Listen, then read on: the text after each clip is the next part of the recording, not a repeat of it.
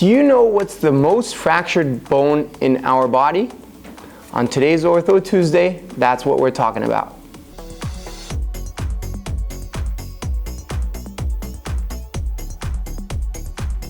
The most fractured bone in our body has to be a diagnosis you've heard about. What bone do you think it is? Who said clavicle? Got it right. So the clavicle bone is a pretty unique one.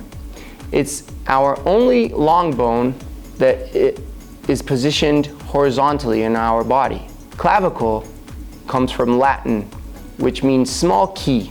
It has this name because of the type of movement it makes while we move our upper limbs. The clavicle is our only true connection between our main skeleton and our upper limbs. Clavicle fractures are very common. They usually occur after a fall over our shoulders.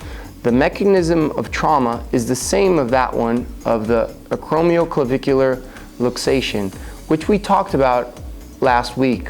If you haven't seen that Ortho Tuesday, you could check it out on Instagram or on our YouTube channel, which, by the way, if you haven't subscribed yet, please do.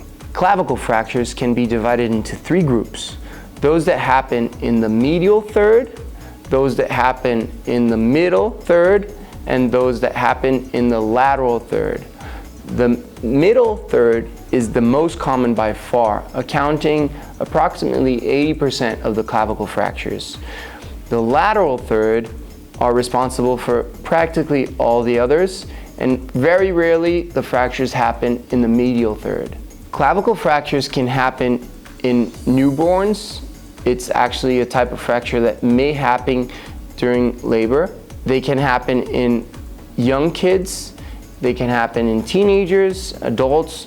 Practically all populations can have clavicle fractures, but they are more frequent between young adults and in the masculine population. Another interesting fact about clavicles is that they are not present in quadrupeds. In bipeds, the clavicles are important to keep our upper limbs projected outwards and positioned on the lateral part of our chest. Let's take a look at some images, understand a little bit more about this bone, see some fracture examples and some fixation examples. So let's take a look at the anatomy of the clavicle. Here is a front view of our skeleton. We can see the clavicle bones. This is our left clavicle and our right clavicle.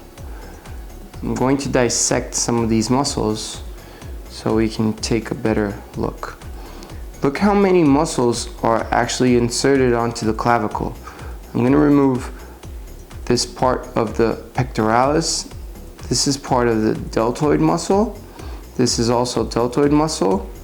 In the back here, we have the supraspinatus, and we have many other muscles that are inserted onto the clavicle that don't show up on this view.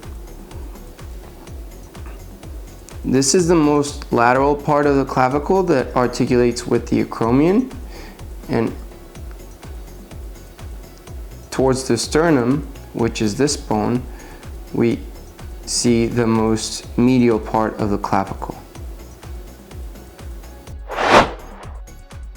This image represents a middle third fracture of the clavicle.